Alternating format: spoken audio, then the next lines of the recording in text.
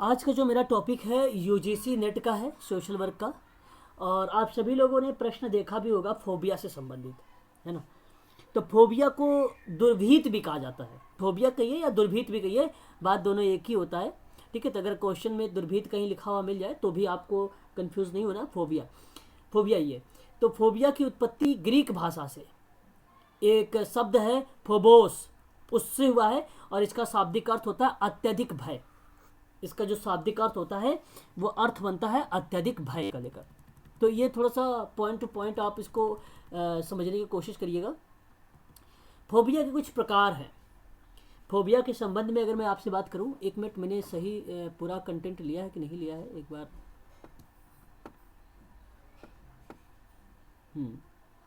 Phobia के एक प्रकार हम देखेंगे, थोड़ा सा प्रकार कौन कौन से होते हैं। फोबिया जैसे एक प्रकार का मनोविकार है, आपको जानना है ध्यान में, कि जिसमें व्यक्ति की विशेष वस्तु या परिस्थिति या क्रियाओं से डर लगने को लगता है।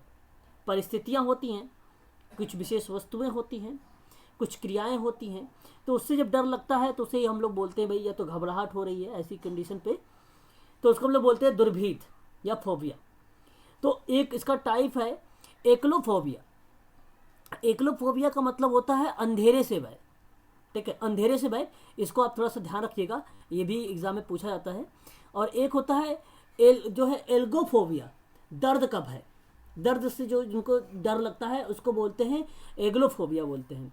और आपको अगर मैं कहूँ भीड़ से, तो वेरी वेरी मोस्ट इंपॉर्टेंट, इसको स्टार लगाइएगा, कि जो भीड़ से या खुली जगह पर अगर हम बात करें, सोशल वर्क पढ़ रहे हैं तो हो सकता है बना दे प्रश्न यहाँ से। खुली जगह से या भीड़ से भय लगने में उसको बोला जाता है एगोराफोबिया। ठीक है, ये ध्यान रखिएगा। गणितीय और अंक का भय की अगर हम बात करें तो एर्थमोफोबिया बोलते हैं इसको, एर्थमोफोबिया बोलते हैं। किताबों के बारे में अगर हम बात करते हैं तो बिब्लियोफोबिया बोलते हैं। बिब्लियो तो आपको इस यहाँ पे ट्रिक भी बना सकते हो, बिब्लियो से बुक से आपको रिप्रेजेंट हो जाएगा। ठीक है, कि ये बुकों से या किताबों से डर होने की बात करेगा तो बिब्लियोफोबिया कहते हैं उसको। आई थिंक मुझे लग रहा है कि मैंने कुछ छोड़ा है, ये 11 से 11 से स्टार्ट क्यों हुआ भाई, है ना। क्या हो गया, कैसे पीडीएफ बन गई, ये 11 पॉइंट से आ गया यहाँ पे, लग रहा है पीडीएफ उल्टा सीधा बन गया है क्या। चलो कोई बात नहीं, देख लेते हैं, बाकी लास्ट में देखेंगे और भी चीज़ें इन्वॉल्व कर देंगे। अगर हम बात करते हैं बाथमोफोबिया के बारे में, तो बाथमोफोबिया जो होता है सीढ़ी या खड़ी ढलान का अगर भय होता है तो उसको बोलते हैं बाथमोफोबिया बोलते हैं। ठीक है, केकोफोबिया बोलते हैं बदसूरती से भय लगना। ठीक है, ध्यान रखिएगा, केकोफोबिया इसको बोलते हैं। चियोनोफोबिया हम बोलते हैं बर्फ से भय लगना। ठीक है, ये भी ध्यान रखना। यहाँ अगर हम बात करें कुत्तों से भय तो साइनोफोबिया, कुत्तों से भय कहते हैं। बिल्ली के भय से अगर हम बात करें तो इलरोफोबिया हम बोलते हैं बिल्ली से भय से। तो इस स्लाइड में कोई इंपॉर्टेंट नहीं लग रहा है मुझे, है ना, तो इसमें इंपॉर्टेंट नहीं है, इसको छोड़ दीजिए अभी, बशर्ते आप इसको देखते रहिए बस, ताकि आप रिलेट कर सकें आप सबको। ठीक है, गेमोफोबिया इतना इंपॉर्टेंट नहीं है। जनता के भय के बारे में अगर हम बात करें तो जनता के भय आप सभी लोगों के लिए इंपॉर्टेंट है, ये आप थोड़ा सा स्टार लगाइएगा, कि जो है ग्लोसोफोबिया इसको बोला जाता है। महिलाओं से डर की अगर बात किया जाए तो गाइनोफोबिया होता है, ये इंपॉर्टेंट नहीं है। खून से भय स्टार लगाइएगा आप सभी लोग, हीमोफोबिया बोलते हैं। और ये तो आप इजीली लगा भी लेंगे, आपको जो ऑप्शन मिलेगा बेसिकली ये सुमलित वाले मिलेगा, सुमलित वाले मिलेगा, है ना। और एक इस पर स्टार लगा लिए, एक 25 वाले नंबर पर भी स्टार लगाइए, हाइड्रोफोबिया, पानी का। तो ठीक है, तो ये ध्यान रखना आपको, हाइड्रोफोबिया पानी का भय लगता है इससे। ठीक है, तो जितना मैं बता रहा हूँ इंपॉर्टेंट, इसको आप ध्यान रखिएगा, बाकी आप इसको देखे रहिए, सुने रहिए बस। इलेक्ट्रोफोबिया के बारे में अगर मैं बात करूँ तो डॉक्टरों के भय, डॉक्टर से भय लगना, तो इलेक्ट्रोफोबिया होता है, इंपॉर्टेंट नहीं है। ये मीजोफोबिया है, गंदगी या संक्रमण से भय, ये थोड़ा सा सोशल वर्क में हो सकता है इंपॉर्टेंट बन जाए, तो इसको आप थोड़ा सा ध्यान रखिएगा। मोनोफोबिया आपको पता होगा, एक मैंने मोनो बोला है आप लोगों से, एक मैंने डाई बोला है, पता होगा। अकेलेपन से भय, अकेलेपन से भय की अगर बात होता है तो मोनोफोबिया होता है। ठीक है, और एक होता है मेलनोफोबिया, ये होता है काले रंग से भय। ठीक है, और एक होता है ओबेसोफोबिया जो मोटापे का भय बताता है। ठीक है, तो ये भी इतना इंपॉर्टेंट नहीं है। ठीक है, चलिए आगे बढ़ते हैं। आगे अगर हम बात करते हैं ओफिडियोफोबिया, सांप से भय, बीमारी से भय, वेरी वेरी मोस्ट इंपॉर्टेंट, पैथोफोबिया बोला जाता है बीमारी से भय, इसको आप नोट करिएगा। पायरोफोबिया इतना इंपॉर्टेंट नहीं है। और हम बात करें स्कूलिनोफोबिया, तो विद्यालय से भय इतना इंपॉर्टेंट नहीं है। और बिकाफोबिया, भूत या जादू टोना से भय, ये भी उतना इंपॉर्टेंट नहीं है। इस स्लाइड में केवल एक इंपॉर्टेंट है, इसको आप ध्यान रखिएगा, पैथोफोबिया, बीमारी का भय। ठीक है, तो अभी मैं आप लोगों को ये PDF दे दूंगा, ठीक है, आप लोग इसको देख लेना अच्छे से। अगर हम बात करते हैं कि फिलोफोबिया के बारे में, तो प्यार से भय, स्नेह से भय बोला जाता है इसको। और ट्राइपेनोफोबिया, सुई और इंजेक्शन से भय, है ना। अभी एक वीडियो बड़ा वायरल हुई थी एक बच्चे की, और काफ़ी लोगों ने उसकी कॉपी भी कर लिया था, इंजेक्शन वाला, आप लोगों ने शायद देखा भी होगा, है ना। तो वो बच्चा जो था अगर हम बात करें ट्राइपेनोफोबिया से क्या था, उससे ग्रसित था, ये हम कह सकते हैं इसे। ठीक है, कॉकरोच से भाई अगर हम बात करें तो यहाँ पे कैट सेरिड जो है कैट सेरिडाफोबिया बोलते हैं, कॉकरोच से भाई इतना इंपॉर्टेंट नहीं है। ठीक है, और अगर हम बात करते हैं यहाँ पर एक जो है एग्जाम फोबिया नाम से ही पता चल रहा है, एग्जाम मतलब परीक्षा, तो ये परीक्षा का डर हो जाएगा, तो ये तो आपको याद है, इसमें कोई बताने की जरूरत नहीं है। बहुत लोगों को थेनेटोफोबिया जिसको होता है, जिनको मृत्यु से डर लगता है, बड़ा भय लगता है, तो हम इसको बोलते हैं थेनेटोफोबिया बोलते हैं। तो इस स्लाइड में अगर मैं आपसे कहूँ तो आप यहाँ पर एक इंपॉर्टेंट कर लीजिए 40 नंबर को। ठीक है, इसको आप थोड़ा सा ध्यान रख लीजिए। बाकी अगर एग्जामिनर ने देख रखा होगा कि भाई उस बच्चे को, तो हो सकता है एग्ज़ाम दे दे कि इंजेक्शन के डर को लेकर, है ना। तो चलिए कोई बात नहीं, यहाँ थोड़ा सा मैंने कुछ क्वेश्चंस लिए हैं अपने तरीके से, आप लोग ज़रा मुझे बताइए। ठीक है, आप लोग थोड़ा सा मुझे बताइए कि इसका सही जवाब क्या होना चाहिए। ठीक है, प्रश्न है आपके सामने, ऊंचाई से डर, यानी अगर हम बात कर रहे हैं ऊंचाई से डर, भय के बारे में बात कर रहे हैं, तो कौन सा फोबिया होगा ऊंचाई के डर से, बताइए जरा आप सभी लोग। एक्रोफोबिया, ऊंचाई का अत्यधिक भय। ओके, कौन सा फोबिया, एक्रोफोबिया होगा। वेरी गुड, यहाँ पे सही जवाब जो होगा ऑप्शन नंबर आपका सही जवाब यहाँ पर D फॉर डेनमार्क होगा, एक्रोफोबिया होगा, है ना, एक्रोफोबिया। उड़ने की बात अगर हम कर रहे हैं, जरा बताएं।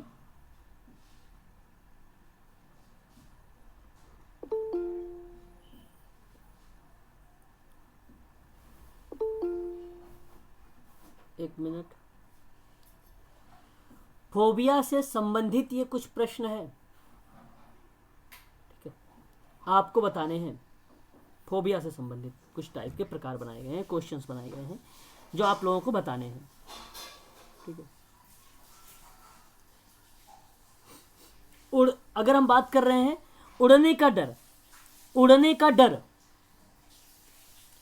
किस फोबिया से आएगा? B sir, acrophobia. Okay okay okay, very good. यहाँ पे अगर हम बात करते हैं कि पुल या टावर या ऊंचाई कोई इमारत अगर होती है, इससे अगर कोई बच्चा या कोई व्यक्ति डरता है या उड़ान का डर होता है, तो उसको हम बोलते हैं एक्रोफोबिया बोलते हैं। शाबाश, बहुत बढ़िया, यहाँ पे जवाब आया है ऑप्शन नंबर बी। ठीक है, बहुत बढ़िया। और एक और प्रश्न आता है आप सबके सामने, ठीक है, यहाँ पे, ठीक है, आप सभी लोग जरा बताइए मुझे, ठीक है, कि किसी के द्वारा परित्याग या परित्यक्त होने का भय कौन सा फोबिया होगा, बताएं। B sir, B for ball, हाँ, बी फॉर बॉम्बे। यहाँ पे सही जवाब बी फॉर बॉम्बे का ही करेक्ट जवाब आ रहा है। यहाँ पे करेक्ट जवाब है यही कि आप एक्वाफोबिया भी बोलते हैं, ऑप्शन नंबर यहाँ पर बी फॉर बॉम्बे। ठीक है, ऐसे कुछ प्रश्न है, आप लोग इसको देख लेना, मैंने कई प्रश्न लिया है, ठीक है, इसमें, तो आप इसको देख लेना। अगर नहीं भी आएगा तो मुझे आप बताएंगे तो मैं आपको वो करवा दूंगा। मैं अभी आप लोगों से चल रहा हूँ कुछ क्वेश्चंस पर, सोशल वर्क के समाज कार्य प्रश्न पर, है ना। वो डर से था, भय से, बाकी मैंने जो स्लाइड आपको दिया है उसे आप लोग अच्छे से देखिएगा, वही आपके काम आएगा। ठीक है, चलिए आप जरा मुझे बताइए यहाँ पर प्रश्न कह रहा है आपसे कि निम्नलिखित में से मुख्यतः किसके द्वारा सामाजिक व्यवस्था बनाए रखी जाती है? आप जरा मुझे बताएं, मैं आप सबके कमेंट को सीन कर रहा हूँ। फटाफट करिए जवाब आप सभी लोग, तेजी या तीव्र गति से करिएगा, ठीक है। सतेंद्र जी, रूपम जी, उस प्रश्न को आप सभी लोग देख लेना। अगर नहीं समझ में आएगा तो मैं कल आप लोगों से करवा दूंगा। बाकी मैंने प्रश्न में एक पीडीएफ के माध्यम से बना रखा है, उसको पढ़ते ही आप लोगों को याद आ जाएगा, ठीक है। सारी चीज़ें उसमें मिल जाएंगी, इसलिए मैं उस पर ज़्यादा समय नहीं बिताना चाहता, ठीक है। तो यहाँ पे ऑप्शन नंबर सी आ रहा है और बी भी आ रहा है, बहुत लोगों का बी भी आ रहा है, तो बी यहाँ पे गलत हो जाएगा। बी फॉर बॉम्बे गलत है। बालकिशन जी का जवाब सही आया है, भावना का सही जवाब आया, प्रियंका गौतम का सही जवाब आया। समाजीकरण इज द राइट आंसर हो जाएगा। समाजीकरण जो है पूरे समाज का बना देना, और यह एक ऐसी प्रक्रिया है जिसके द्वारा बच्चे सांस्कृतिक विशेषताओं को, आत्म एवं व्यक्तित्व को प्राप्त करता है। ये व्यक्ति सामाजिक व्यवहार स्वीकार करता है, अनुकूलन करने की बात करता है। सांस्कृतिक के संदर्भ में मानव शास्त्र से अगर जब बात रिलेट होती है तो स्वयं संस्कृति ग्रहण को रिप्रेजेंट करते हुए यस्सी दुबे जी ने इस बात को साफ शब्दों में कहा है कि सामाजिक व्यवस्था को बनाए रखने में समाजीकरण की एक अहम भूमिका होती है।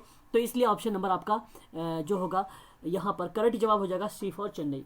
अगर हम बात कर रहे हैं कि श्रम का विभाजन एक सिद्धांत है, आपको पता होगा, इस्माइल एमिन दुर्खिम का, जिसने किसी बड़े कार्य को छोटे छोटे तर्क संगत के टुकड़ों में बांटकर और हर भागों को करने के लिए अलग अलग लोगों को निर्धारित किए जाते हैं, और इसे श्रम का विभाजन कहा जाता है, विकेंद्रीकरण भी कहा जाता है इसे। और श्रम का विभाजन बड़े कार्यों की दक्षता पूर्वक करने में सहायता भी होती है। और दुर्खिम से पहले भी श्रम विभाजन के बारे में एडम स्मिथ, स्पेंसर और जॉन स्टुअर्ट ने बात कर रखे थे इसके बारे में। बेसिकली समाज में श्रम विभाजन के बारे में दुर्खिम ने सन 1893 में बात किया था, ठीक है। कानून नहीं होगा सामाजिक व्यवस्था को बनाए रखने में, और ना ही राज्य की भूमिका होगी। Option number D C for Chennai आपका करेक्ट जवाब होगा। क्वेश्चन नंबर सेकंड, निम्नलिखित में से कौन सा अनौपचारिक शिक्षा का सबसे छोटा अभिकरण होता है? सबसे छोटा एजेंसी कौन सी होगी? तो यहाँ पे जवाब जाना चाहूँगा अभिषेक जी, और यहाँ पे करेक्ट जवाब आ रहा है आई पर ऑप्शन नंबर सी, और सेकंड सी आ रहा है सभी लोगों का कि परिवार होगा। तो जो आप प्रश्न पत्र देख रहे हैं आप सभी लोग, 5 नवंबर 2017 को ये सेकंड पेपर है जो सोशल वर्क का द्वितीय प्रश्न पत्र है, ये जो पूछा गया था यूजीसी में। मैं समाज कार्य के प्रश्न पत्र आप लोगों से सॉल्व करवा रहा हूँ। तो परिवार मनुष्य सहित सभी जीव जंतु अपने बच्चों के साथ रहते हैं और अपने अपने परिवार बनाते हैं। मनुष्य के परिवार के सभी लोग रहते हैं और जो एक दूसरे से रक्त संबंधी होते हैं। मैकाइबर पेज की परिभाषा अगर आपको याद आ रही होगी तो अच्छी बात है। उसने कहा था कि ये ऐसा समूह जो यौन संबंधों के आधार पर परिभाषित किया जाता है, जो छोटा या अस्थायी होता है, जिसमें संतानोत्पत्ति और उसका पालन पोषण किया जाता है, वो बेसिकली आपका क्या कहलाता है? परिवार कहलाता है। इस तरीके की परिभाषा जो है मैकाइबर एंड पेज ने बताई थी। तो करेक्ट जवाब यहाँ पर हो जाएगा ऑप्शन नंबर सी वाला करेक्ट जवाब हो जाएगा, थर्ड आपका करेक्ट जवाब हो जाएगा यहाँ पर, ठीक है भाई। चलिए आगे बात करें। समुदाय वगैरह के बारे में आपको पता ही होगा कि जहाँ पे लोगों का समूह होता है उसमें हम की भावना पाई जाती है, दायित्व की भावना पाई जाती है, आत्मनिर्भरता की भावना पाई जाती है। आपको पता होगा, आप सब जानते हैं इसके बारे में, है ना। आगे बढ़ते हैं, नेक्स्ट क्वेश्चन लेते हैं, क्वेश्चन नंबर 3 के बारे में कि निम्नलिखित में से कौन सा सामाजिक समूह नहीं होता है यहाँ पर, ठीक है। अच्छा, धर्म के बारे में अगर जानकारी चाहे तो बताएं जरा धर्म वगैरह के बारे में। धर्म क्या होता है कि ईश्वरीय अगर श्रद्धा, पूजा पाठ, ईश्वरीय उपासना, आराधना, हम कह सकते हैं एक प्रकार से कि जीव मात्र के कल्याण के भाव से जो सत्य पर आधारित किया जाता है वो व्यवहार ही एक प्रकार का धर्म कहलाता है ना। तो ये भी हम इसको समझ सकते हैं। बाकी क्वेश्चन नंबर 3 का जवाब भी आ रहा है, लगभग सभी बच्चों का डी आया है। अभिषेक, पवन, भानी, टीना, संगीता, वैशाली, अभिषेक जी और आकांक्षा जी, सभी का जवाब option number D for Denmark आ रहा है कि कौन सा सामाजिक समूह नहीं है। तो कुछ मुद्दों पर चर्चा कर रहे हैं अधिवक्ता समिति में, तो ये तो हो जाएगा। श्रमिक संघ की कार्यकारी समिति भी एक प्रकार सा हो जाता है, और किसी संस्था का प्रबंधन मैनेजमेंट का बोर्ड भी समूह कार्य में आ जाता है। किसी सड़क पर चल रहे घुड़सवार, साइकिल चालक। ये देखो प्रश्न इतना सरल था कि प्रश्न मुझे इसमें कोई व्याख्या करने की ज़रूरत ही नहीं थी। Option number D for Denmark आपका यहाँ पर करेक्ट जवाब हो जाएगा। बहुत बढ़िया तनुजा, आपका जवाब भी आया है ऑप्शन नंबर 4। आगे अगर हम बात करते हैं, निम्नलिखित में से कौन सा अब्राहम मैस्लो। अब आप सब अच्छे तरीके से जानते हैं कि इसमें कहा है कि आवश्यकताओं का पदानुक्रम शामिल नहीं है, और जब नहीं है उसको गोला बनाइए। अभिषेक जी जवाब दीजिए। आकांक्षा का आया है डी, गरिमा का डी आया है, और पंकज सिंह का भी डी आया है। पवन सिंह का, और संगीता मैडम का डी आया है, बालकिशन सर का भी डी आया है कि मानक आवश्यकता है। देखो इतना सरल प्रश्न, ये देखिए श्वेता तुम्हारा बहुत सारे प्रश्न गलत, और अभिषेक सर आपको क्या हो गया? हाँ, अभिषेक सर आपसे इतनी उम्मीद नहीं थी कि आप अब्राहम मैस्लो से आवश्यकता के पदानुक्रम को शामिल करेंगे। तो 5 अवस्थाएं थी, एक था मनोदैहिक अवस्था, दूसरा था सुरक्षा अवस्था, ठीक है, जिसको सुरक्षा की अवस्था बोलते हैं, तीसरा था प्रेम स्नेह की अवस्था, चौथा था आत्मसम्मान की अवस्था, पांचवा था आत्मसिद्धि की आवश्यकता, है ना। तो एक तो सुरक्षा का मिल गया आपको, इस दूसरा आपका सम्मान का भी मिल गया, और अगर हम बात कर रहे हैं संज्ञानात्मक आवश्यकता को लेकर तो ये मनोदैहिक मिल गई। तो भाई ऊपर की जो आत्मसिद्धि आत्मसम्मान है वो उच्च स्तर का है, और अगर हम बात करें प्रेम स्नेह सुरक्षा और मनोदैहिक या संज्ञानात्मक की बात करें तो वो निम्न स्तर की है ना। तो ये बेसिकली एक उसकी पुस्तक थी मैस्लो की, मोटिवेशन एंड पर्सनालिटी, सन 1954 में 1954 में मैस्लो ने इस किताब को वर्णित किया था। ये बहुत इंपॉर्टेंट है, स्टार लगाइएगा, इससे एक प्रश्न आना तय है, पढ़ के जाइएगा अगर नहीं पढ़े हो तो, ठीक है। तो ऐसी गलती नहीं करेंगे आप सभी लोग। यहाँ पर अभिषेक जी का सिर्फ गलत आया था, श्वेता को तो भाई पता नहीं क्या चलता है इनका। श्वेता सही से करो क्वेश्चन, तुम्हारे बहुत प्रश्न गलत आते हैं, ठीक है। संतोषजनक आपके कोई भी आंसर नहीं मिलते हैं मुझे। आगे अगर हम बात करते हैं क्वेश्चन नंबर 5 के बारे में, निम्नलिखित में से कौन सा कार्य जो है पैरवी की आचार्य नीति का हिस्सा नहीं होता है? आचार्य नीति का हिस्सा नहीं होता है, अपने मन से करिएगा, समझ के करिएगा, और मैं देखना चाहूँगा कि कौन जवाब देगा इसका सही जवाब। आकांक्षा का जवाब आया है ऑप्शन नंबर ए, ठीक है भाई। आगे देखते हैं, और भी व्यक्ति बताएं जरा। और क्वेश्चन नंबर अगर हम बात कर रहे हैं, यहाँ पर आकांक्षा संगीता का ए आया है, और दीपा का सी आ गया है, और अभिषेक जी का भी सी आया है, अभिषेक वीमा का भी सी आ गया है, और अभी भावना तिवारी का भी भाई यहाँ पे सी आया है, प्रियंका गौतम का सी आया है, हनी सिंह का भी सी आया है, टीना मैम। देखो अब मैं बताता हूँ, आप मेरी बात को समझिए। कार्य पैरवी की आचार्य संहिता का हिस्सा नहीं। देखिए जो प्रयोग्यता की इच्छा और आदेशों के अनुसार कार्य करे तो वो तो हिस्सा माना जाएगा आचार्य संहिता का। जो इच्छा और अनुदेशों के अनुसार काम करेगा वो तो माना जाएगा। अब जिन बच्चों ने ए दिया है उनका तो 2 नंबर कट गया भाई, यूजीसी में समझ लीजिए कि 2 नंबर मिला नहीं आपको, अभी मौका है, थोड़ा सा ध्यान दें। अगर हम बात करते हैं कि सेवा प्रयोक्तों के श्रेष्ठ हित में कार्य करना, तो बताइए ये तो होगा, ये तो है, पूछा है कि पैरवी का नहीं है, कौन सा पैरवी का नहीं है, ये आपसे प्रश्न पूछा है कि सेवा प्रयोक्ता की सीमाओं को मान्यता ना देना। भाई मान्यता ना देना क्या होगा? आचार संहिता का हिस्सा नहीं है, मान्यता ना देना, यही तो गलत है आपका। सीमाओं का मान्यता ना देना ऐसा थोड़ी ना होता है कहीं, आचार संहिता में ऐसा कोई बात इन्वॉल्व नहीं किया गया। यही ऑप्शन नंबर सी सही था। ऑप्शन सी में हनी सिंह का आया था, भावना का, प्रियंका गौतम का, अभिषेक जी का, बहुत बढ़िया। प्रियंका का लगभग अभी सही चल रहे हैं सारे प्रश्न, बहुत बढ़िया। तो यहाँ पे option number C for Chennai आपका यही पे करेक्ट जवाब हो जाएगा। प्रयोक्ता का उचित जानकारी देते रहना, ये आता है, ठीक है। आचार संहिता में पैरवी के अंतर्गत बात कर रही थी। अगर आपको पैरवी नहीं समझ आ रही थी तो आचार संहिता अगर आप सोचते तो भी आ जाता आपको, है ना। तो यहाँ पे सही जवाब हो जाता। क्वेश्चन नंबर अगर हम बात करें यहाँ पर 6 के बारे में, जब प्रतिदर्श का मतलब सैंपलिंग होता है, संख्या 2 से अधिक हो परंतु वह पूर्व निश्चित और पूर्व निर्धारित नहीं हो, तो इस प्रकार की व्यवस्था होगी क्या? बताएं जरा, क्या कराती है? बोले अभिषेक सी का बी, ओके। और भी बच्चे प्रश्नों को बड़ा ध्यानपूर्वक पढ़िएगा और आप लोग अच्छे से करिएगा, कन्फ्यूज़न ना अपने अंदर क्रिएट करिएगा, अपने मन से करिएगा। वैशाली पाटिल का ए, भावना तिवारी का बी फॉर बॉम्बे, एंड चलिए पवन सिंह का बी, रूपम जी का सी आया है, अभिषेक सर का ए आ गया है, दीपा मैडम का जवाब ए आया हुआ है। चलिए मैं बताता हूँ आप लोगों, आकांक्षा मैडम बी। तो यहाँ पर जो प्रतिदर्श जब 2 या 2 से अधिक के बारे में बात किया जा रहा हो तो वह अनुक्रमित कहलाता है। अनुक्रमित का मतलब होता है कि एक प्रकार से ये नॉन प्रोबेबिलिटी सैंपल है, टेक्निक है, जिसमें शोधकर्ता किसी दिए गए समय के अंतराल में एकल और जनसंख्या का एक समूह में चुनता है। तो वहाँ पर 2 या 2 से अधिक, परंतु ध्यान रहे ये बात भी कि पूर्व निश्चित या पूर्व निर्धारित नहीं की जाती है, ये चीज़ें निर्धारित नहीं होती है। कहने का तात्पर्य सिंपल शब्दों में कि जब अपना अध्ययन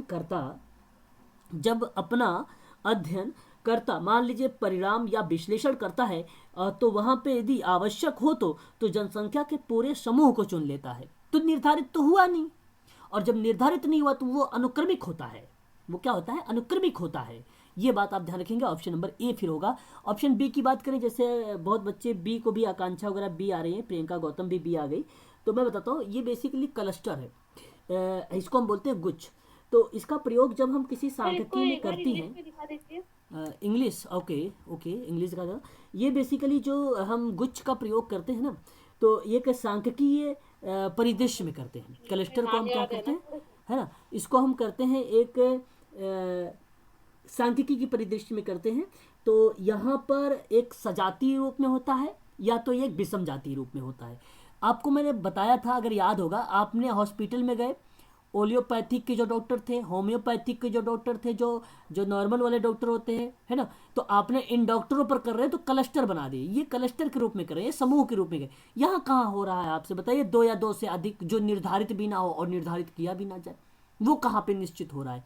तो यहाँ पे तो निर्धारित है ये चीज़ें क्लस्टर में। तो हम भाई एलियोपैथिक को ले लिया, होम्योपैथिक को ले लिया, ठीक है। तो ये चीज़ें बेसिकली देखने को मैंने बताया था। अगर याद आ गया तो ठीक है, नहीं याद आया तो उसको जरूर एक बार देख लीजिएगा, आप सभी लोगों से मैं कहूँगा यही, ठीक है। तो वो होता है गुच्छ, ठीक है। और अगर हम बात करते हैं निर्णय के बारे में, तो निर्णय क्या होता है।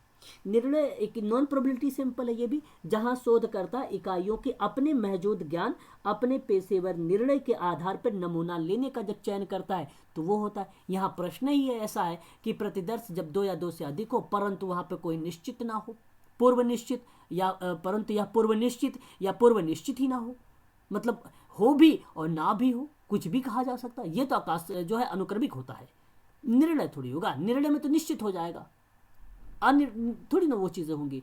क्षेत्र में क्या हो जाएगा, क्षेत्र की अगर हम बात करें, आपको पता होना चाहिए एरिया का होता है। तो जिससे मैंने अभी आपको बताया ना कि भाई आप चले गए दिल्ली, दिल्ली का इंदरलोक एरिया ले लिया या साउथ दिल्ली का एरिया ले लिया और इस क्षेत्र में आपने शोध करना शुरू कर दिया, तो ये भी तो निश्चित है एक प्रकार से, है ना।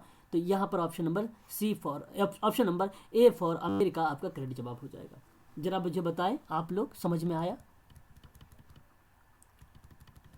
जी सर। हाँ ठीक है, बहुत बढ़िया है, बहुत अच्छी बात है अगर समझ में आ रहा है। अभी हम बात करेंगे इसके बारे में। एक और प्रश्न हमारे सामने आ गया, और प्रश्न कह रहा है कि जांच, और ये बात कर रहा है कि कक्षा के किसी छात्र को रैंक का आकलन करने के लिए निम्नलिखित में से कौन सी मापनी का प्रयोग करना चाहिए।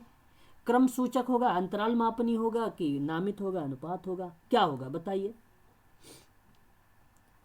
दीपा ए, श्वेता का ए आ गया है, आकांक्षा का ए आ गया है, ओके बहुत बढ़िया, आगे चलिए। अभिनव जी का भी ए आया है, चलो अच्छा ठीक है भाई। अच्छा, कॉपी भी नहीं करना है किसी के भाई, हो सकता है ऑप्शन ए भी गलत हो सकता है ना, इसलिए आप थोड़ा फास्ट करें, आप बहुत स्लो कर रहे हैं, आप सभी लोगों का जवाब बहुत स्लो आ रहा है।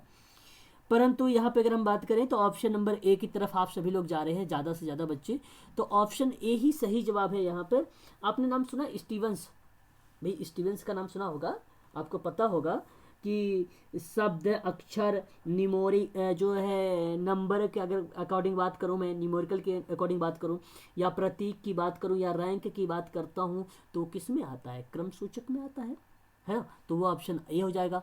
नामित में अगर हम बात करते, सॉरी यार एक मिनट, यहाँ पे अगर मैं बात करूँ आप लोगों से, तो एक मिनट, क्रम सूचक हो जाएगा, हाँ क्रम सूचक ही सही होगा। नामित में अगर हम बात करें तो नामित में क्या होना चाहिए, नामित की अगर पॉइंट ऑफ व्यू से बात करें तो इसमें नाम अल्फ़ाबेट जैसे आरोही क्रम या अवरोही क्रम में रिप्रेजेंट किया जाता है ना। नाम पे जैसे ए से आकांक्षा हो जाएगी, अंजलि हो जाएगी, तो ए फॉर, फिर बी से आ जाएगा, फिर इस तरीके से सी से नाम आ जाएगा, डी से नाम आ जाएगा, ऐसे एक नामित वाला अनुपात होता है। अंतराल का मतलब होता है कि तुलना के आधार पर किया जाता है अंतराल, है ना, तुलना के आधार पर होता है, कंपेयर करके। अनुपात मापनी की अगर बात करें तो रेशियो होता है, जिसमें लीटर, मीटर, ग्राम, मिलीमीटर, वास्तविक, शून्य की भी बात अगर करता है तो ये भी आपका आता है अनुपात मापनी में ही आता है, ठीक है। तो ये छोटी छोटी चीज़ें हैं, आप लोगों को समझ में आना चाहिए। Option number A for America वाले बच्चे सही हैं। प्रियंका गौतम का जवाब गलत आया है, बाकी लगभग बच्चे को जवाब सही आ रहे हैं। कोई बात नहीं, नेक्स्ट बार आप अच्छे से करने की कोशिश करिए, दोबारा भी अभी आपके पास मौका है। एक और प्रश्न आपके सामने कि दूसरों के व्यवहार को नकल करना है। अगर आप ये प्रश्न कर देंगे तो समझ लीजिए कि आप लोग इस बार क्वालिफाई कर जाएंगे। हाँ, क्वेश्चन नंबर 8 का यहाँ पे सही जवाब आ रहा है, लगभग ए आ रहा है भाई। अच्छा जी, ए भी आ रहा है, अच्छा 8 का डी, अभिषेक कुमार का 8 का डी आया है, श्वेता का 8 का भी आ गया है। ओके ओके, चलिए मैं आपको बता देता हूँ यहाँ पे जो है अभिगम, अभिगम आकांक्षा कह रही है अभिगम, अभिगम का मतलब आकांक्षा मैं समझा नहीं, बोलो। अभिगम, अच्छा अप्रोच, अधिगम का सिद्धांत इन्होंने दिया है ना। हाँ अधिगम के ही अंतर्गत आता है, लेकिन अप्रोच के भी नाम से जाना जाता है ना, ठीक है। अप्रोच, अभिगम, अप्रोच, बात एक ही है ना। जी जी। हाँ, अब बात एक ही है, इसमें कंफ्यूज होने की ज़्यादा ज़रूरत नहीं है आपको, ठीक है। चलिए, आप लोगों को मैंने जवाब देख लिया और आप लोगों ने लगभग अपने समझ से बहुत ही अच्छा करने की कोशिश भी किया है, आप सभी लोगों ने। मैं आपका अब ये सिद्धांत ही क्लियर करवा देता हूँ। अभिषेक जी ध्यान से सुन लीजिए। सामाजिक अधिगम का जो सिद्धांत है, जिसको आप थ्योरी ऑफ सोशल लर्निंग बोल रहे थे अभी, क्या नाम इनका, आकांक्षा मैडम सही बता रहे थे, इनका अभिगम, अप्रोच, लर्निंग वगैरह भी इनको बोला जाता है। अल्बर्ट बैंडोरा ने इसको प्रतिपादित किया था। अल्बर्ट बैंडोरा ने जब इसको दिया तो उस समय इसको 3 नाम रखा था, 3 नाम। एक नाम तो यहाँ पे दिया है अवलोकन, एक नाम है उसका नकल, एक नाम है उसका आदर्श व्यवहार। आदर्श व्यवहार, एक तो सामाजिक अधिगम तो जानते ही होंगे आप लोग, और एक नाम आपका अवलोकन।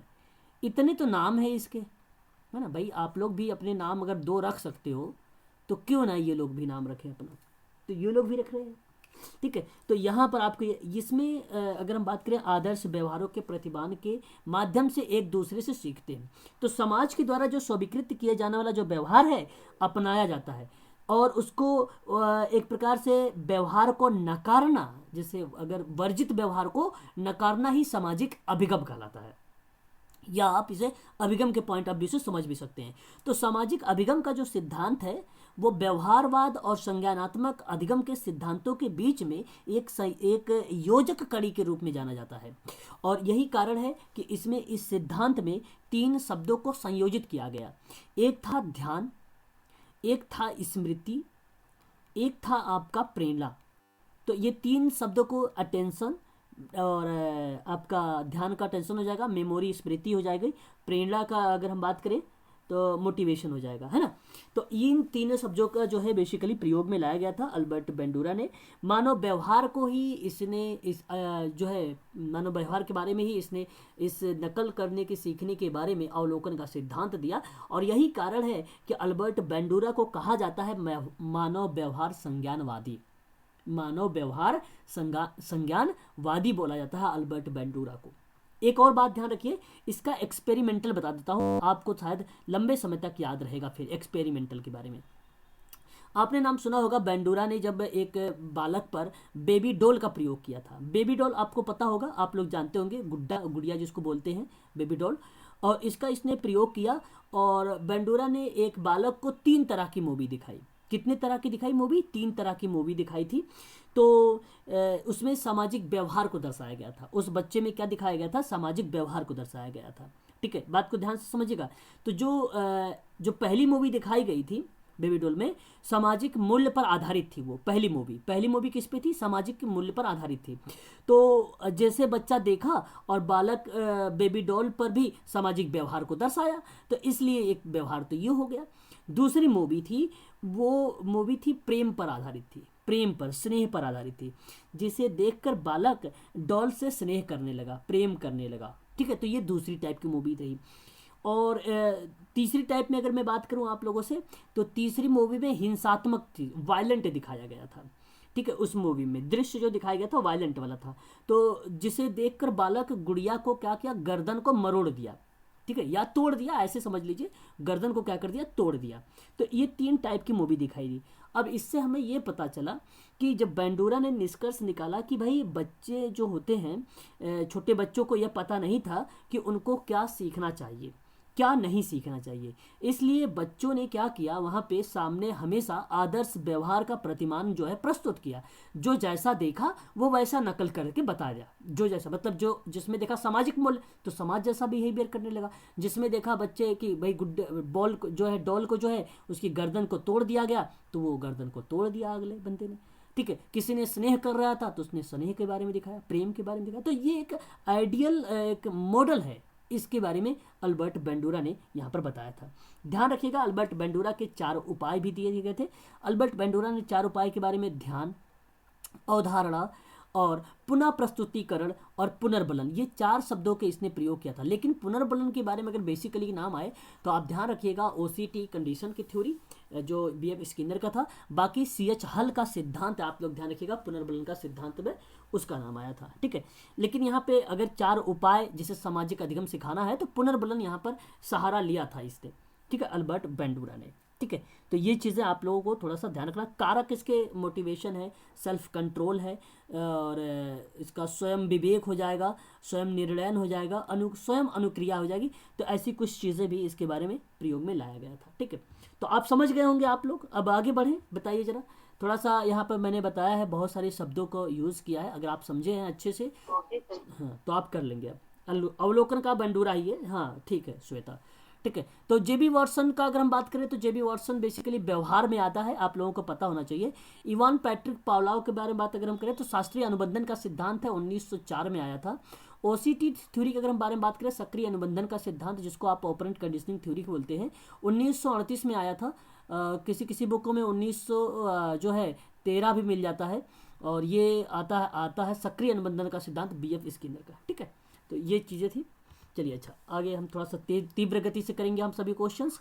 क्वेश्चन नंबर अगर हम देखें 9, तो निम्नलिखित में से क्या सतत लक्ष्य, देखो अब ये प्रश्न बताने की जरूरत नहीं है कि 2015 से 2030 तक चला है, बताइए जरा। श्वेता, रूपम का जवाब आया है बी, दीपा मैम का जवाब आया है बी, नीलेश सर का जवाब आया है बी यानी सेकंड, टीना मैडम का आया है बी भाई, हेम बहुगुना का जवाब आया है बी, पवन जी का बी आया है, वैशाली मैडम का बी आया है, अभिषेक जी का डी, हाँ डी है कि बी, अच्छा सॉरी ये बी ही है ना, और श्वेता जी का आया है बी, ठीक है अभिषेक जी, आकांक्षा मैडम का बी। चलिए मैं यहाँ पर अगर आपसे बात करूँ तो यहाँ आप सतत विकास के लक्ष्य के बारे में बात कर रहे हैं, क्वेश्चन नंबर 9 के बारे में। तो आपका एक उपभोग ये तो होगा, जलवायु भी होगा, और अपराध नहीं होगा यार, अपराध नहीं होगा, और एक भोजन भी होगा, है ना। तो अब यहाँ पर देखिए, एक मिनट, इसमें क्या लिखा हुआ है, यहाँ पे डी है, हाँ बी वाला सही जवाब दिए हैं आप सभी लोग, वेरी गुड, बहुत बढ़िया हनी, बहुत बढ़िया, शाबाश। आगे अगर हम बात करते हैं कि हिंदू विवाह अपराध, यहाँ पे हिंदू विवाह अधिनियम 1955 की बात कर रहे हैं हम लोग, है ना। हिंदू विवाह जो है अधिनियम के बारे में बात कर रहे हैं, और आप लोग बताएं जरा मुझे इसका करेक्ट जवाब। लगभग आप सभी का जवाब आ रहा है यहाँ पे तलाक तलाक तलाक तलाक तलाक तलाक। चलो कोई बात नहीं, आप यानी समझ चुके हैं, आप सबको पता हो चुका है, वेरी गुड, बहुत बढ़िया। मैं आपको बताना चाहूँगा यहाँ पे कि आप सबको पता होगा कि इसके अंतर्गत जो है तलाक के अगर हम बारे में बात करें तो आप सबको पता होगा। कोई बताना चाहेगा कि हिंदू विवाह अधिनियम 1955, कोई बताना चाहेगा कुछ इसके बारे में? हिंदू विवाह अधिनियम 1955, चलो मैं बता देता हूँ, आप सबको पता होना चाहिए कि ये संसद के द्वारा 1955 में पारित किया गया था। ये इसमें 3 अन्य महत्वपूर्ण कानून पारित हुए थे, इसमें 3 महत्वपूर्ण कानून पारित हुए थे।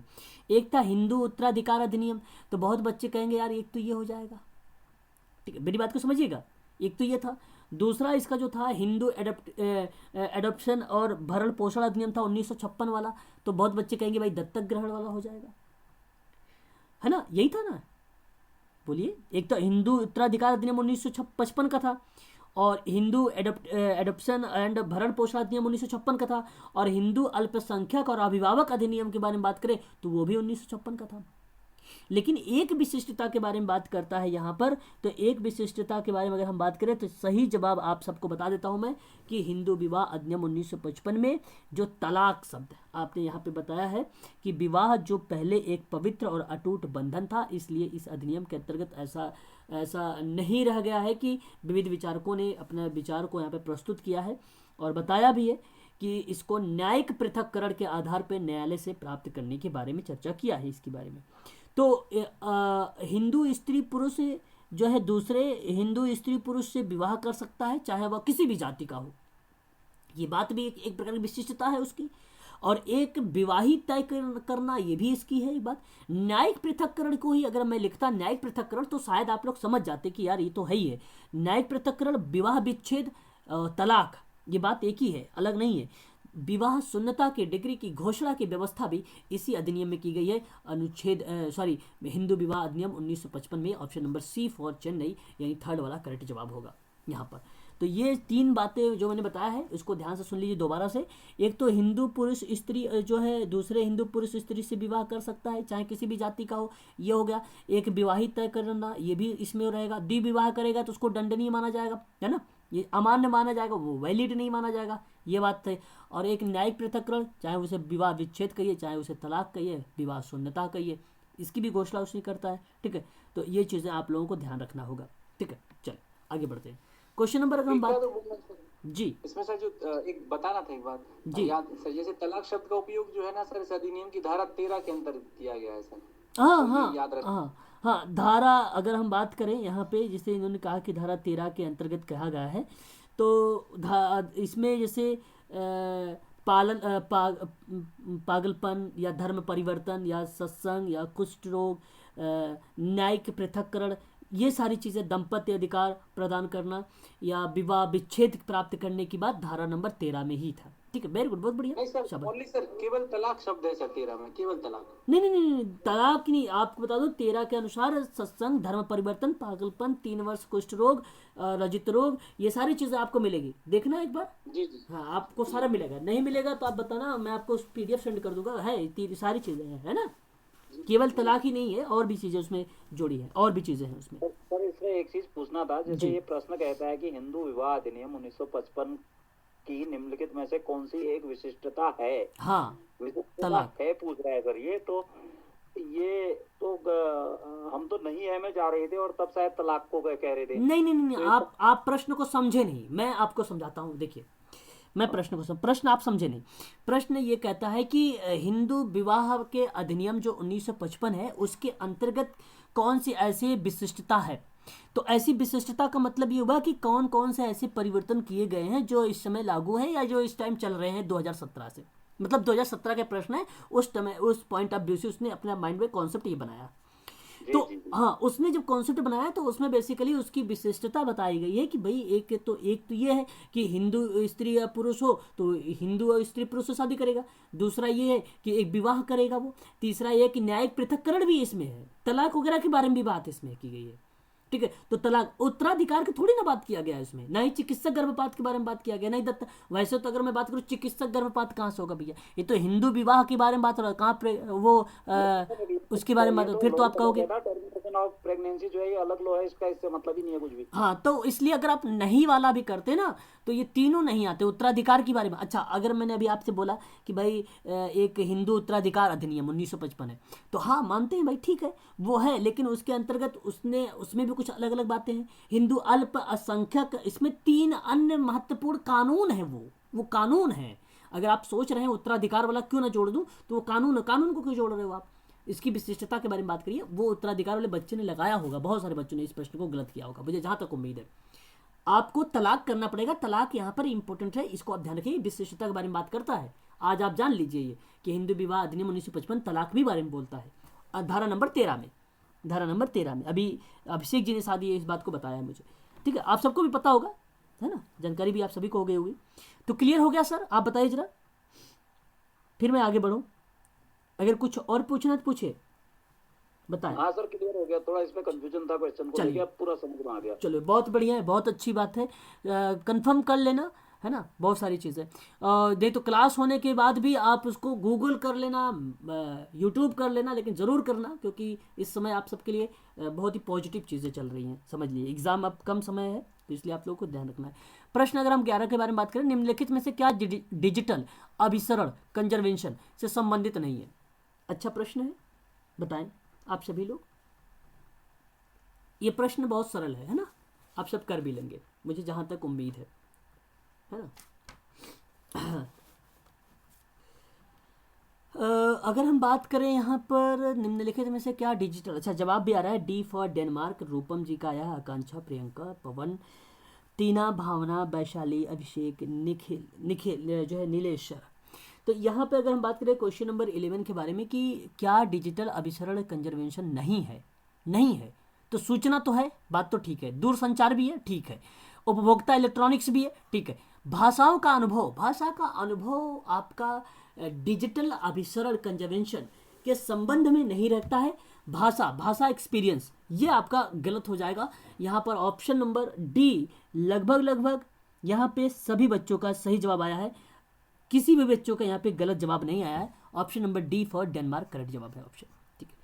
डॉक्टर भीमराव अंबेडकर निम्नलिखित में से कौन से अधिकार को भारतीय संविधान का हृदय कहा है? आपको बताना है। ये प्रश्न इतना अच्छा है, मैं जानना चाहूँगा धीरज जी से। धीरज जी ने बताया है कि आर्टिकल 32। ओके ओके ओके, शाबाश, यानी सबका ए आया भाई, 2 नंबर आप सबको मिल गए। ठीक है, तो ऐसे ही नंबर बढ़ाते रहिए भाई, कम मत करिए आप सभी लोग। ऑप्शन नंबर आपका यहाँ पर ए फॉर अमेरिका सही है। ब्रह्म समाज और आर्य समाज के बीच, अब देखिए, ब्रह्म समाज और आर्य समाज के बीच धर्म के संबंधित निम्नलिखित में से कौन सी विभेदीकरण की विशिष्टता थी? मूर्ति पूजा का विरोध था, कर्मकांड का था, सामाजिक बुराई के धर्म का पृथक्करण था, कि सभी धर्मों को बराबर का दर्जा प्रदान करना था? ठीक है, विभेदीकरण का इसमें बेसिकली मोटो पूछा गया है, एक कॉन्सेप्ट पूछा गया है। अच्छा, पवन जी ने कहा कि ऑप्शन नंबर डी हो सकता है, शायद इन्होंने विचार किया कि सभी धर्मों के बराबर का दर्जा प्रदान करना। ये आपने अपने कॉमन सेंस का प्रयोग किया, ये फैक्ट वाले प्रश्न है। ये आकांक्षा अभिषेक सर, ये फैक्ट वाला प्रश्न है, आप इसको कॉमन सेंस का प्रयोग ना करें। नाम दे दिया ना, फैक्ट वाला प्रश्न है। Option number A for America, यहाँ पे जितने बच्चों ने कहा है मूर्ति पूजा का विरोध, यही करेक्ट जवाब है कि ब्रह्म समाज और आर्य समाज के बीच धर्म के संबंध में ये विविधीकरण की विशिष्टता को रिप्रेजेंट किया है, मूर्ति पूजा का विरोध। ये फैक्ट वाला प्रश्न है, ये आप लोग भी ध्यान रखेंगे आप सभी लोग। ठीक है, बहुत बढ़िया, आगे बढ़ते हैं, है ना। और आगे अगर हम बात करते हैं, नेक्स्ट प्रश्न लेते हैं, और थोड़ा सा तीव्र गति से करते हैं हम लोग, है ना। मैं खुद आगे अगर बात करते हैं क्वेश्चन नंबर 14 के बाद, निम्नलिखित में से किन किन सिद्धांत या सिद्धांतों का गांधीवादी सामाजिक क्रिया प्रतिपालन में पालन किया जाता है? अब देखिए यहाँ पे गांधीवादी सामाजिक क्रिया अगर याद होगा तो कर लेंगे, मैंने पढ़ाया है आप लोगों को।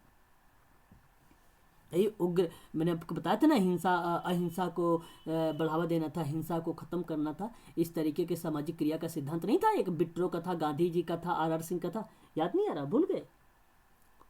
क्वेश्चन नंबर 14 का सही जवाब यहाँ पे क्या आ रहा है आप सभी का? तो बी, अच्छा श्वेता, बी सी डी किस में भाई? अच्छा यहाँ पे चलो बी, प्रियंका, ठीक है, पवन जी, अभिषेक जी। तीव्र गति से, थोड़ा सा समय आप कम ले और समझ लीजिए कि दोबारा आपको नहीं कोई बताने वाला है ऐसे प्रश्नों को। आप समझ लीजिए पेपर में बैठे हुए हैं, ऐसे प्रश्न गलत करेंगे तो आपका गलत होगा। Option number B for Bombay आपका यहाँ पे करेक्ट जवाब होगा। जितने बच्चों ने कहा है बी, तो नाटकीकरण का सिद्धांत होता है भाई, दोहरे दृष्टिकोण का सिद्धांत होता है, वैधिकरण का सिद्धांत भी होता है, और विश्वसनीयता का भी सिद्धांत होता है, ठीक है, और बहुआयामी का भी सिद्धांत होता है। याद आ रहा है आप लोगों को? मैंने पढ़ाया है, आप लोगों को बता रखा है। तो ये सारे के सारे जो होते हैं आपके होंगे। लेकिन एकल रणनीति का सिद्धांत बेसिकली गांधीवादी के सामाजिक क्रिया का प्रतिमान का पालन नहीं किया गया है, इसलिए इसको काट दीजिए, बाकी को रख लीजिए। Option number B C D आपका करेक्ट जवाब हो जाएगा। ठीक है, यहाँ पर सर एकल रणनीति का सिद्धांत किसी ने दिया है वैसे? नहीं, सिद्धांत किसी ने दिया नहीं है, ये सिद्धांत बनाए गए हैं सामाजिक क्रिया में, ये सिद्धांत होते हैं, तभी आप कर पाएंगे सामाजिक क्रिया, अदरवाइज नहीं कर पाएंगे। बहुआयामी का सिद्धांत होना चाहिए, एकल का सिद्धांत कहाँ से करोगे आप सामाजिक क्रिया में? एक बंदे से थोड़ी कुछ होता है। वही तो कह रही हूँ, ये सारे तो सुने हैं, वो सुना नहीं है कभी। तब जब नहीं सुने हो तो क्यों कंफ्यूज होते हो आप? क्वेश्चन अगर हम 15 की बात करें तो FCRA के बारे में, FCRA का नाम सुना है? बोलिए, कौन कौन ले बोलते हैं, बताइए। FCRA बताइएगा आप सभी लोग, जानना चाहूंगा मैं FCRA के बारे में। Foreign sir currency regulation act, ऐसे कुछ विदेशी हाँ, बस समझ गए। अभी मैंने एक आप लोगों के अधिनियम से संबंधित में काफ़ी प्रश्न लेकर आया था बीच में, वहाँ पर भी देखो FCRA था, मैंने वहाँ पर भी डाला था FCRA। तो जो राष्ट्रीय जीवन के महत्वपूर्ण क्षेत्रों में काम करने वाले व्यक्तियों के साथ संघों के लेकर उनके द्वारा एक विदेशी योगदान, यानी विदेशी जो है विनियमित का एक कानून बनाया गया था। तो ये आप कह लीजिए कि विदेशी योगदान विनियमन अधिनियम 1976 में लागू किया गया था, वही अधिनियम है। अब आप बताइए जरा, तो अगर मैं आपसे बात करूं तो इसमें अंशदान या प्राप्त करने से रोका गया है, तो किस किन चीज़ों को अगर हम बात करें तो रोका गया है?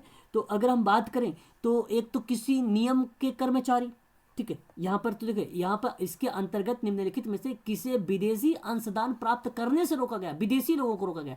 तो भाई किसी निगम के कर्मचारी होंगे तो उनको रोका जाएगा, ये नहीं हो सकते। किसी के विधायिका के अगर हम बारे में सदस्यता के बारे में बात करें तो ये भी नहीं होगा आपका, ये भी गलत है आपका, तो ये भी रोका गया है यहाँ पर। और यहाँ पे किसी पंजीकृत समाचार प्रकाशन के बारे में बात हो तो ये भी आपका जो है रोका गया है। और अविभाजित हिंदू परिवार के बारे में अगर मैं बात करूँ तो ये आपका मेंशन है यहाँ पर, ऑप्शन ए, बी और सी। अब आप सबका जवाब जो आया है लगभग आप सभी का जवाब यहाँ पे सी आया है। देखकर अगर आप सभी लोग नहीं कर रहे हैं तो मुझे बड़ी खुशी है, बड़ा अच्छा है। ऑप्शन नंबर आपका थर्ड यहाँ पे सही जा रहा है, 2-2 अंक आप लोग प्राप्त कर रहे हैं। ठीक है, आगे हम बात करते हैं। भारत के संविधान ने भारतीय नागरिकों के लिए निम्नलिखित में से कौन सा कर्तव्य निर्धारित किया है? कौन सा कर्तव्य निर्धारित किया है, ये प्रश्न है आपके सामने। कर्तव्य निर्धारित करने की बात हो रही है आपके। तो अगर हम बात करें तो वैज्ञानिक सोच विकसित करना, भाई जाहिर सी बात होगी, ये तो होना चाहिए। क्यों प्रियंका जी? अच्छा, सी कह रही हो आप, ठीक है। और हमारी मिलीजुली संस्कृति, समृद्ध धरोहर और संभाल कर रखना चाहिए, ये भी भाई विरासत वगैरह के बारे में भी ठीक है, हमारे लिए सही लग रहा है। आय की संबंधित असमानता, देखो आय की संबंध में असमानता का न्यूनतम करना, ये तो गलत हो जाएगा अभिषेक जी, है ना, तो यहाँ पे इसलिए इसको काट दीजिए। देश की रक्षा करना, यहाँ पर ये सही हो जाएगा। तो आपका ए, बी और डी यहाँ पे सही जवाब हो जाएगा। ऑप्शन नंबर थर्ड यहाँ पर दिखाई दे रहा है। आप सभी लोगों ने सी का जवाब दिया है, अभिषेक जी का, नीलेश जी का, श्वेता का, हनी जी का, अभिषेक, आकांक्षा, सभी का सी आ रहा है। वेरी गुड, बहुत बढ़िया, आप सबका यहाँ पे सी वाला सही जवाब हो जाएगा। आधुनिकीकरण का एक विशेषता बताइए। क्या? प्रवर्जन की सामाजिक गतिशीलता की आत्मनिर्भरता के लिए प्रयास करना, सामाजिक मूल्य और उद्देश्य की आकांक्षाओं में परिवर्तन करना। क्या होना चाहिए आधुनिकीकरण? मैं आप सबसे जानना चाहूँगा कि आप सबके जवाब क्या होने चाहिए।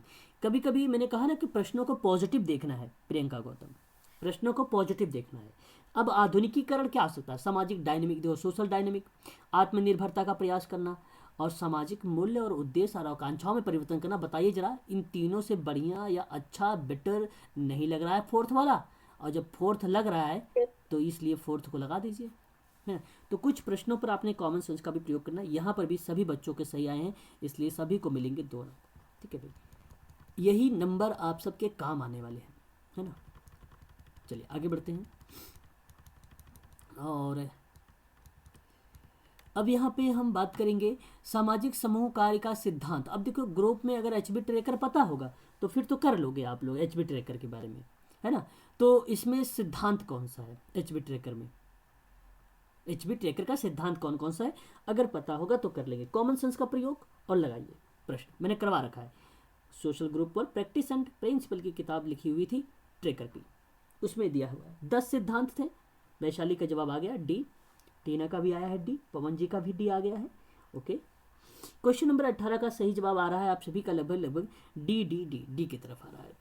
तो एक तो योजनाबद्ध मैंने बताया था, सतत व्यक्तिकरण, संसाधन की मूल्यांकन की, ये सभी के सभी हो जाएंगे। तो यहाँ पे ऑप्शन नंबर डी, यानी सभी लोगों के यहाँ पे अभी भी प्रश्न सही आ रहे हैं, इसलिए आप सभी को फिर मिलते हैं 2 नंबर। ठीक है, बहुत बढ़िया, ऐसे आप करते रहिए, बहुत बढ़िया कर रहे हो आप सभी लोग, और अच्छा भी लग रहा मुझे। इस बार आप लोग निकाल लोगे अच्छे नंबर से, JRF वगैरह लेकर आओगे।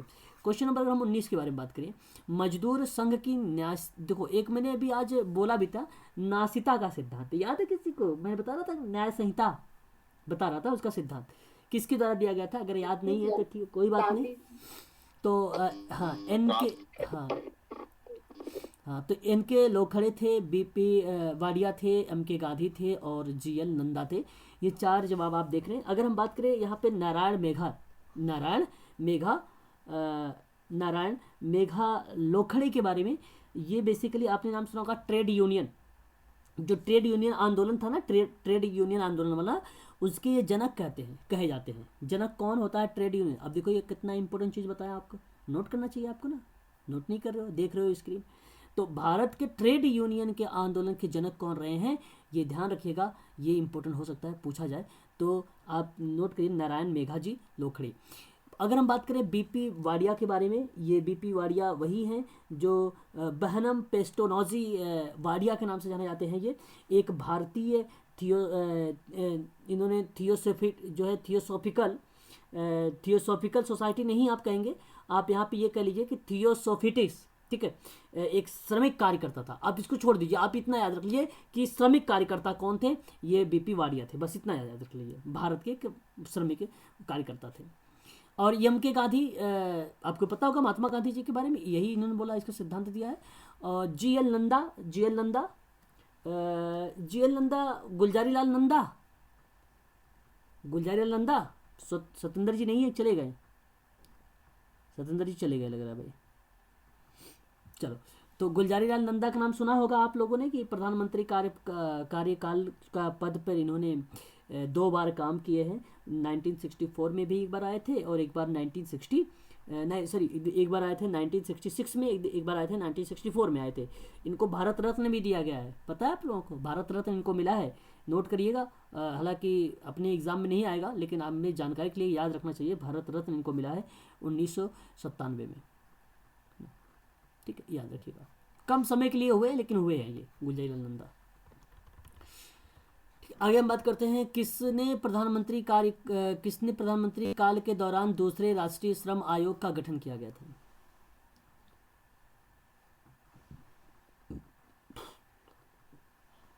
बताइए। नाउ श्वेता, नीलेश, रूपम जी सी, ओके, दीपा जी का, टीना मैडम का, तनुजा मैडम सी, ओके भाई। यहाँ पर 20 का जवाब सी आ रहा है। शायद आप लोगों को पीवी नरसिम्हा राव, अच्छा जी, बड़े फेमस पर्सन लग रहे हैं आपको, सी। दीपा जी, ओके, ठीक है। चलिए देखिए, मैं ये आपको नरसिम्हा राव ने बहुत मतलब काम किए थे ना कुछ सर, मतलब इनके लिए, श्रमिकों के लिए। अच्छा, नरसिम्हा राव, हाँ ठीक है। यहाँ हम बात करेंगे, आप इस बात का ध्यान रखें, आप सभी लोग अच्छे से समझें इस बात को। अगर हम बात कर रहे हैं यहाँ पे श्रम आयोग के बारे में, आपको पता होना चाहिए, आप सब भलीभांति तरीके से जानते होंगे। पहला जो राष्ट्रीय श्रम आयोग था, मैं यहाँ पे दूसरा लिखा हुआ, लेकिन मैं पहला बता रहा हूँ, अभी दूसरा भी बताऊंगा, टेंशन ना लें, पहला ध्यान रखें। पहला जो था राष्ट्रीय श्रम आयोग, वो 24 दिसंबर को था, 24 दिसंबर 1966 में आया था, 24 दिसंबर 1966 में स्थापित किया गया था। तो आपको बता दूं, उनकी जो अध्यक्षता थी, गजेंद्र गडकर की अध्यक्षता थी। और प्रधानमंत्री कौन बने फिर उस समय? प्रधानमंत्री कौन बनेंगे भाई? अभी मैंने बोला 1964 1966, गुलजारी लाल नंदा, भूल जाते हो आप लोग। तो ये आप यहाँ पे इस तरीके से सोच सकते हैं।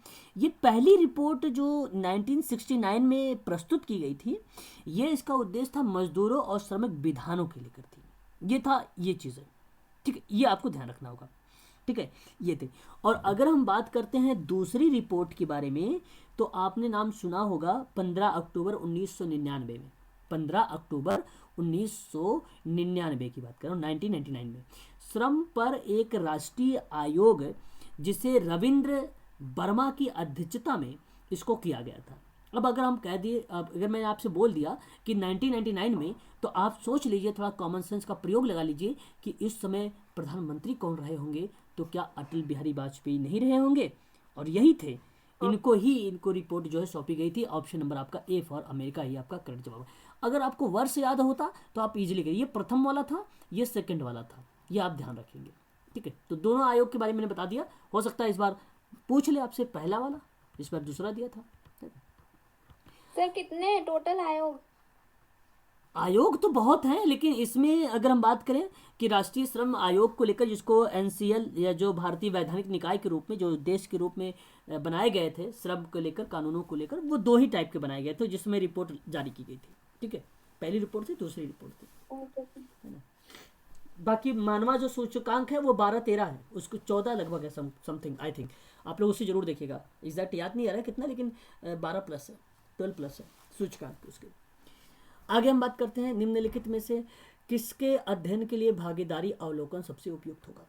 मैं आप सबसे इसका जवाब जानना चाहूँगा, देखता हूँ आप सब मुझे क्या बताएंगे।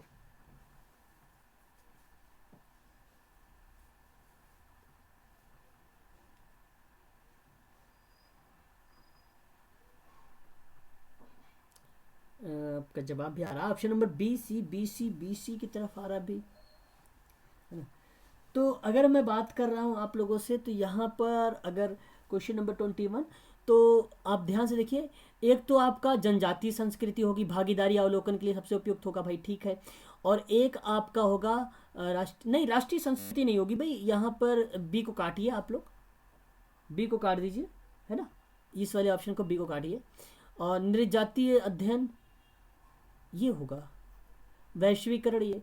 ऑप्शन नंबर ए और सी ऑप्शन नंबर में आप देखिए यहाँ पर सेकंड वाला करेक्ट जवाब होगा भाई, ए एंड सी। हनी जी का आया जवाब भाई सेकंड वाला, वेरी गुड, बहुत बढ़िया। यहाँ पर जो है जनजाति और नृजाति, ये ध्यान रख लीजिए, ये प्रश्न दोबारा पूछा गया, मैंने एक बार और भी करवाया आप लोगों से, भागीदारी अवलोकन के लिए, सक्रिय भागीदारी अवलोकन के लिए, जनजातीय संस्कृति और नृजाति अध्ययन, ये नोट करिए। एक डिक्टो कॉपी प्रश्न यही आने वाला है आप लोगों से, डिक्टो प्रश्न यही आने वाला है।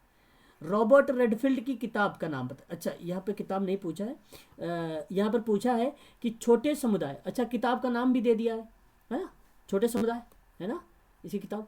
निम्नलिखित में से किस विशेषता या विशेषताओं का उल्लेख किया गया, बताइए जरा। छोटे किताब में, छोटे समुदाय में, मतलब किताब है छोटी, मैं बोल रहा हूँ ऐसे। हनी जी, पवन सिंह, प्रियंका सिंह, हाँ प्रियंका जी बताइए। और ऑप्शन नंबर यहाँ पर बी होगा, ओके। यहाँ पर आप कह रहे हैं कि ऑप्शन नंबर बी होगा, तो हम देखते हैं बी। यहाँ पर ए बी सी दिया हुआ है। विशिष्टता होगी, बात ठीक है। छोटा आकार भी होगा, ठीक है। निवासियों का समरूपता होगा, अन्य समुदाय पर निर्भर होगा, ये नहीं होगा। बहुत बढ़िया, ये तो बहुत सरल प्रश्न आ गया यार, सभी लोगों का बी आया है, इसलिए आप सबको मिलेंगे 2 नंबर। जब आप सबके सही नंबर होंगे सभी लोगों के, तभी 2 नंबर मिलेंगे मेरे से, वरना नहीं दूंगा। एक लोग का भी गलत अगर हो जाएगा तो। आगे बढ़ते हैं और नेक्स्ट प्रश्न। निम्नलिखित में से किसने या किनकी या किनके, किसने, किसकी या किनकी आरोपण स्थिति है। अब ये प्रश्न बड़ा बढ़िया है अभी, है ना, बताइए आरोपण स्थिति क्या होती है, बताइए आरोपण स्थिति।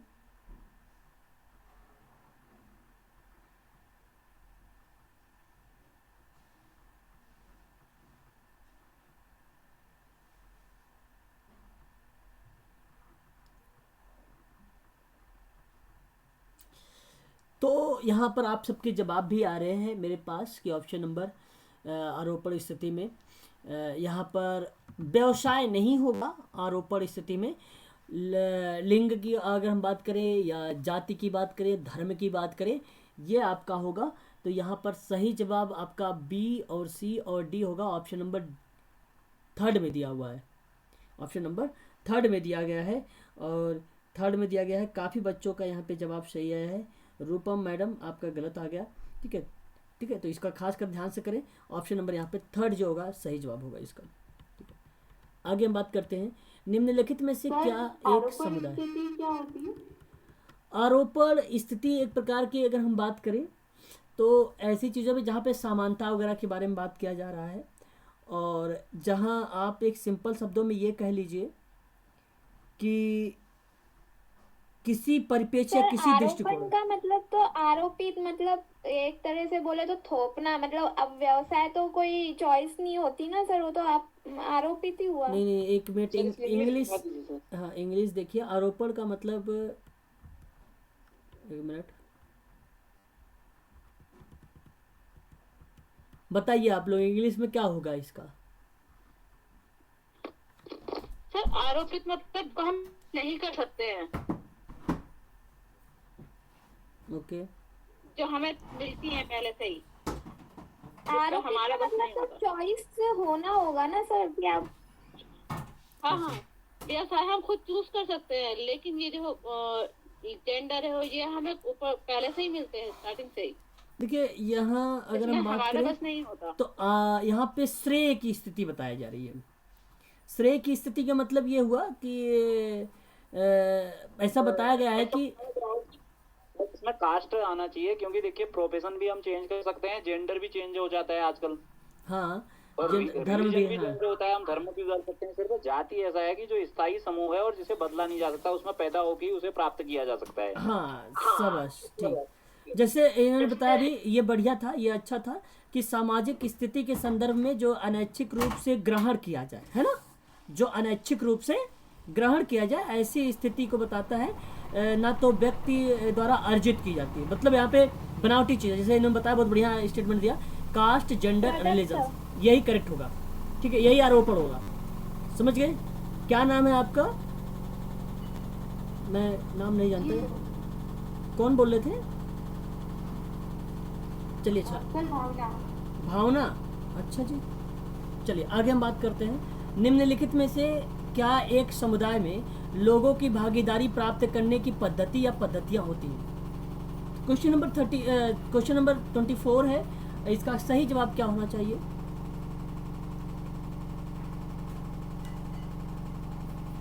का सही जवाब क्या होना चाहिए? अगर हम बात करें, देखिए, एक संयुक्त भ्रमण, ठीक है, संयुक्त भ्रमण होना चाहिए, भागीदारी प्राप्त करने की पद्धति में एक समुदाय में होना चाहिए, ये तो बात। और अगर हम बात करें, अनौपचारिक साक्षात्कार भी होना चाहिए, सामाजिक और संसाधन मैपिंग भी होना चाहिए। अगर आप याद आ रहा है PRA, तो ये PRA की टेक्निक है, याद कर लो बस, PRA की टेक्निक ही है, ये PRA की टेक्निक है, ठीक है। और लोगों की सक्रिय भागीदारी के बारे में बात होती है, पिंकस और मिनहाम की बात होती है। लोगों की सक्रिय भागीदारी की अगर बात होती है तो पिंकस और मिनहाम की बात होती है, ठीक है। यहाँ पे सही जवाब ऑप्शन नंबर ए हो जाएगा, ठीक है भाई। क्वेश्चन नंबर 25 देख लीजिए और लास्ट प्रश्न कर लीजिए इसे आज, ठीक है, इसे लास्ट प्रश्न कर लीजिए। बताएं आप लोग कि कार्ल पियर्सन सा संबंध गुणांक में +1 तथा -1 के निकट r का महत्व इंगित करता है क्या?